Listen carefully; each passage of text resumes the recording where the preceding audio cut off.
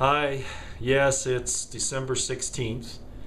I'm not sure when this will actually be up, but that's the day that I'm recording this.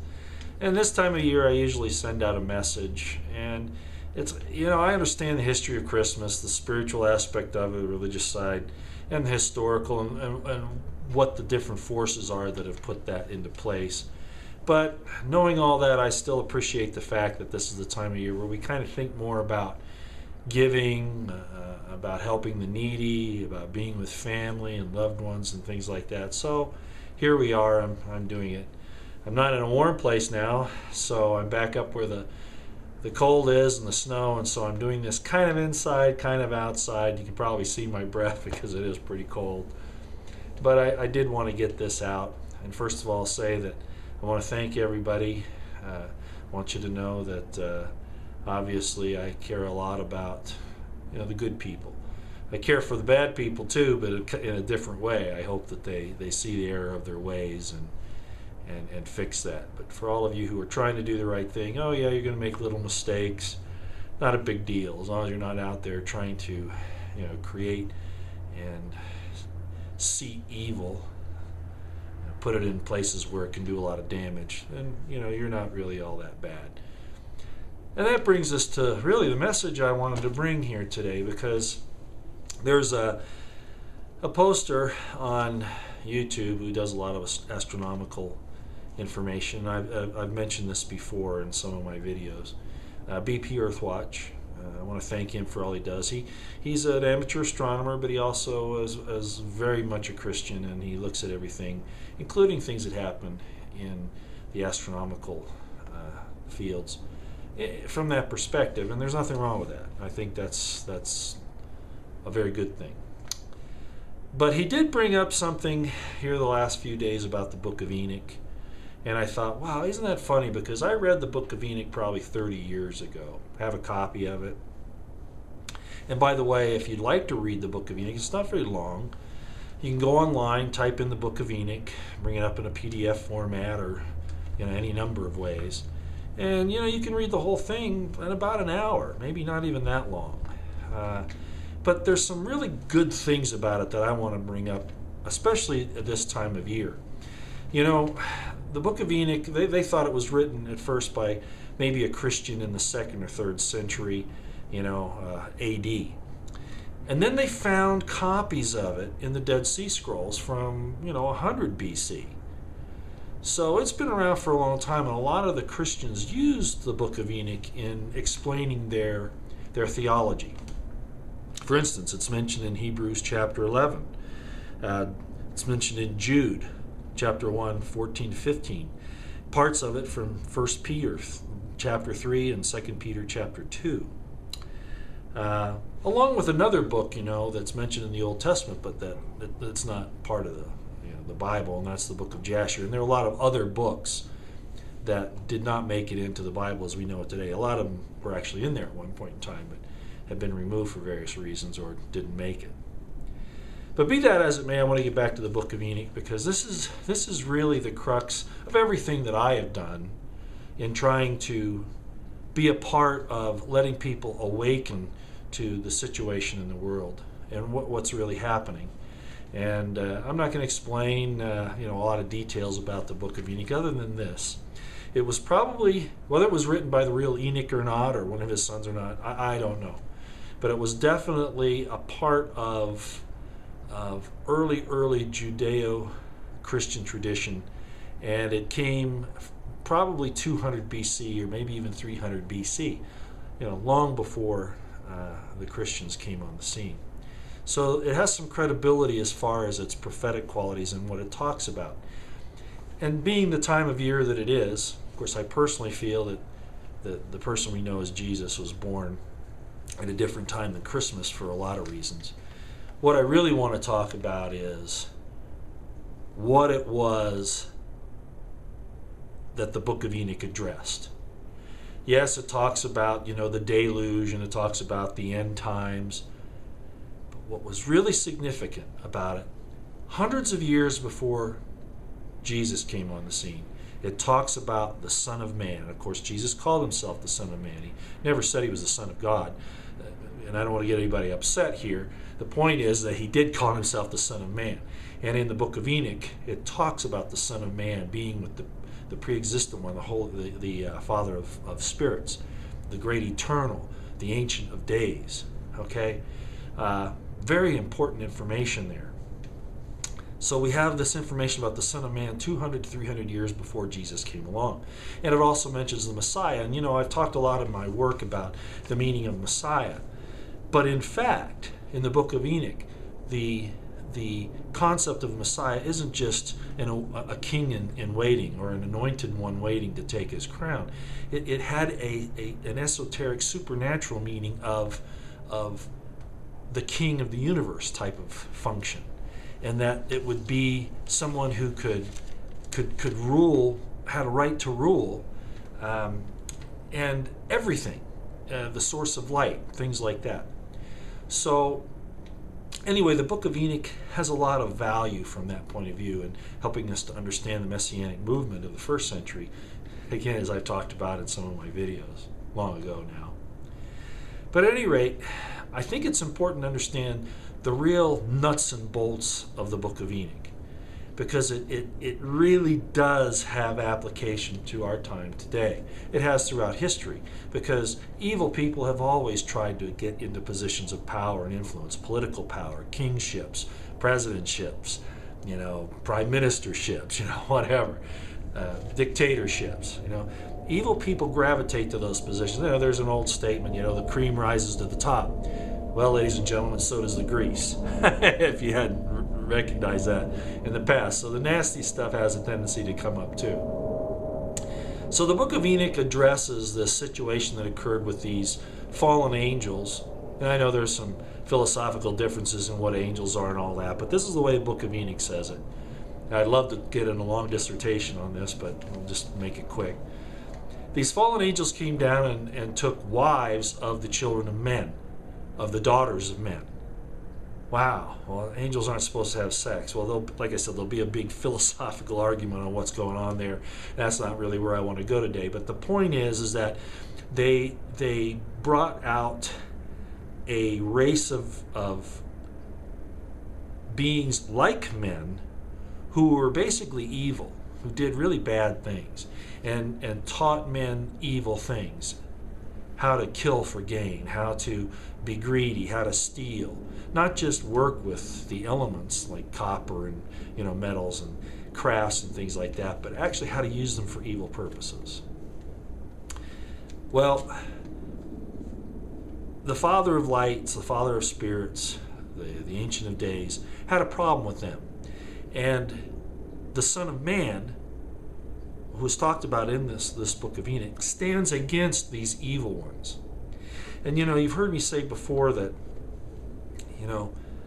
God has taken care of our us lowly sinners, the ones that are influenced by these people. We try to do good every day, but we're caught up in the matrix every once in a while, for lack of a better term, and we do things that we shouldn't. But we're not out here designing evil and trying to design murder and things like that. Most of us aren't. Most of us are just trying to make it from day to day. And God has an issue with us only in the regard that he wants us to get better. All right?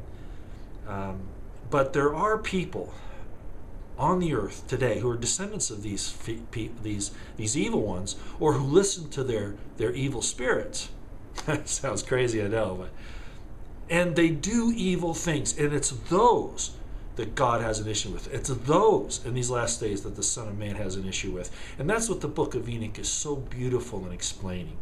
So if you don't have a Book of Enoch, I think you should go and read it. You can get it online. Just search it out, the Book of Enoch, and you can get a PDF copy of it in different varieties. And it doesn't matter which one you read, I don't think. They're all pretty close. Some are a little different, but you can read it and see what I'm talking about. Now it gets into the luminaries and the universe and some other things, but the part about the Watchers and the Son of Man responding to the evil things that they're doing is really what set me on a course to stand up against the evil in the world today, especially the leaders, the governors, the presidents, the kings, the dictatorships, the people in power in government. are the people that cause all of this evil in the world. You don't want to believe that because you've been conditioned that governments are good by and large, but they're not, especially not the way they're administered today, and they're used for murder and for gain. So go look at that, and I think you'll be interested in seeing how the Son of Man, the Messiah in a really supernatural form, unlike just the anointed king that I've talked about before in Jewish history.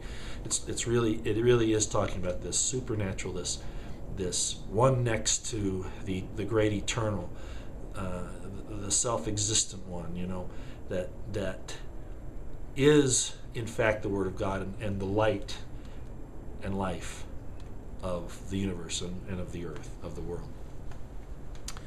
So I have a lot of respect for that. It's really what set me on the course to look at where the evil is and why it's running rampant in these latter days. And so from that point of view, I hope you will go read it. I think you'll find it very, very interesting. So I'll kind of leave it off on that as far as the Book of Enoch is concerned. I will say this, that one of my great regrets is that I wasn't able to be in an official capacity to make my stand.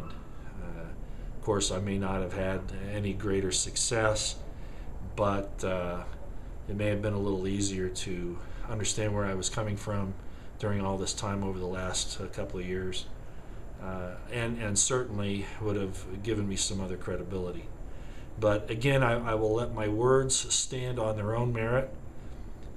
The only reason why I used any information about my background, professional and otherwise, is not really to gain an advantage, but just to say I've had some experience in these issues.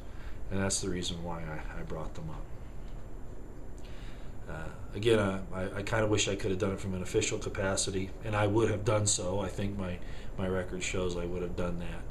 But be that as it may, I'm glad that I've been able to speak out at all.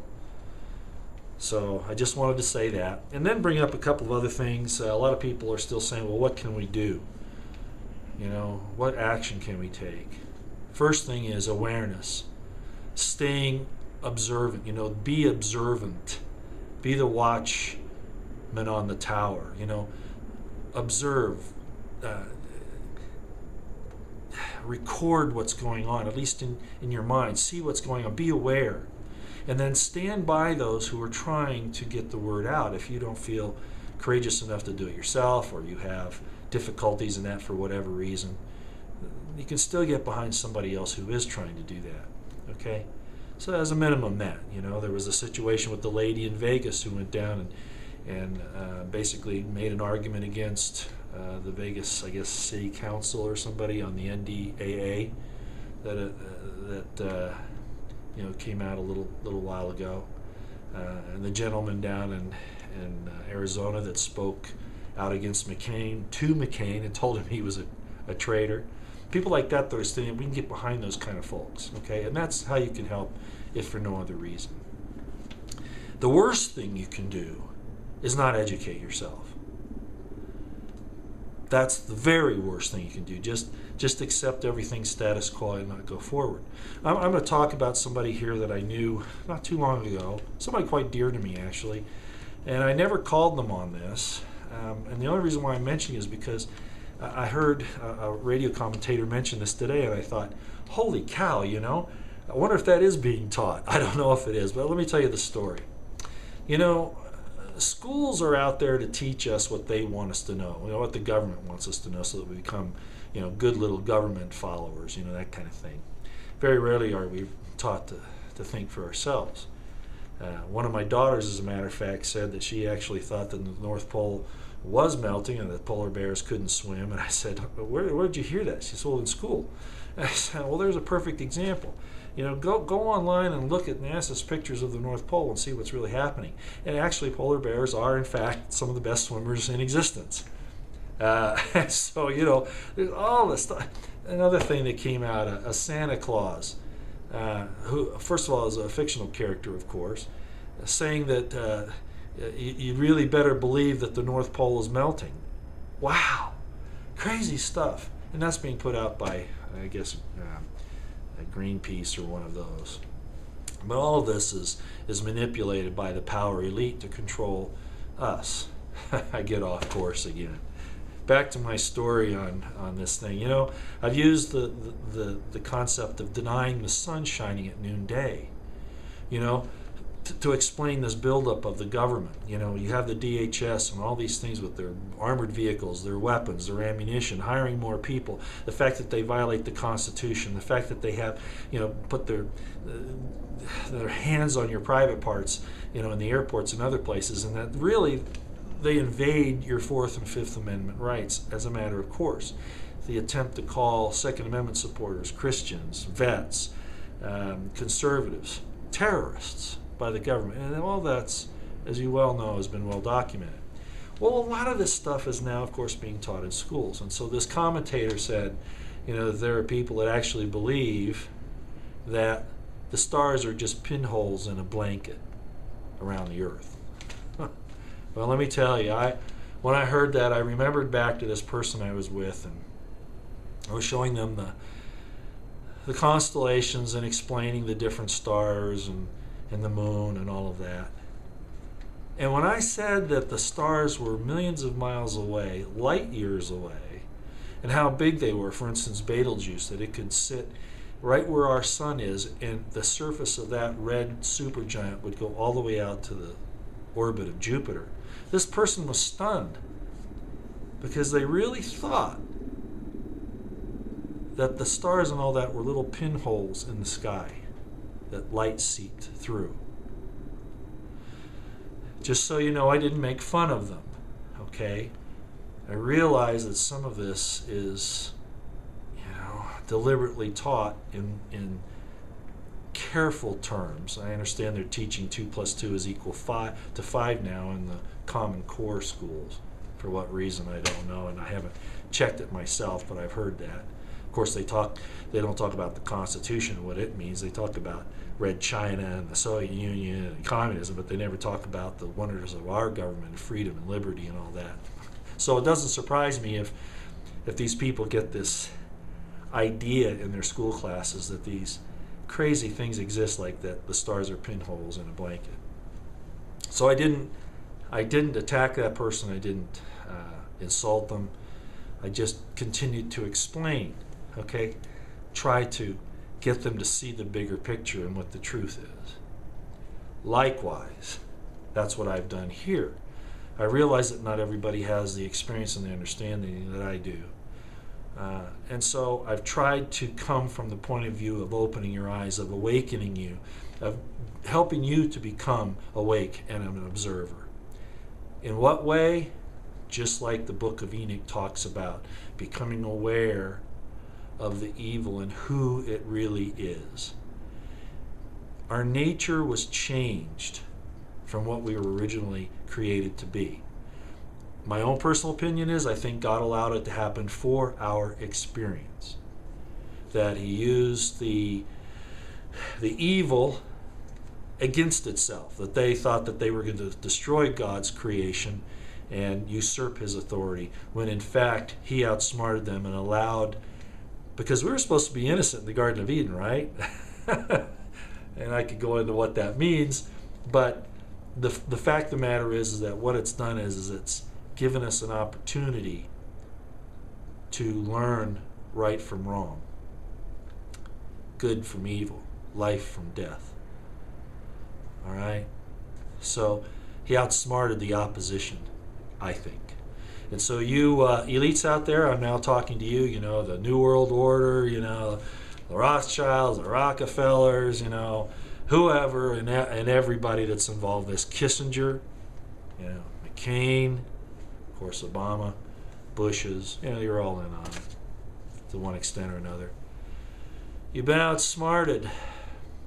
All you've really done is dug a pit that you will fall in yourselves. So says the Book of Enoch. So says the Bible. And if some people say, well, the New World Order, these bad guys wrote the Bible themselves. I'm pretty sure they've had some input, changed the meaning of things. I've talked about Genesis 47 before. I understand. But there is still that one universal consciousness that is no respecter of persons, but only of principle. It is the great divide. And ladies and gentlemen, as I've said before, choose you this day whom you will serve. Choose the good or choose the evil. Choose life or choose death. Choose liberty or choose enslavement. Choose love or choose hate. Don't be like the person who is comfortable in believing that the little pinholes in a blanket are what the stars are. Understand that when I say the things I do, and when a lot of people like myself say the things we do, we're not doing it from a point to insult you. We're doing it from a point of view of love, and that you awaken, as I said in my last video, to your awful situation. Have hope in the Creator. Faith is the substance of things hoped for, the evidence of things unseen. There are wonderful, wonderful beings that watch over us. And that doesn't mean that we're going to escape unharmed or unscathed. But if we have the right heart, as the Book of Enoch says, we will be found on the right side. And this earth, by the way, in the Book of Enoch, is the inheritance of good people, of the pure in heart, of those who seek God, who seek righteousness. And it is not going to be inherited by the evil ones who are trying to usurp it and steal it, because that's what they do. Back to the Book of Enoch. Open your eyes, awaken. Go read it. If for nothing else, in another philosophy on good and evil. All right? And I hope you have a wonderful season. I'll just say it, Merry Christmas. Not in the sense I want you to dismiss Christ or whatever.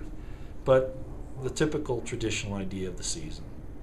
I hope that you and yours are well, and that all of your hopes and dreams are fulfilled.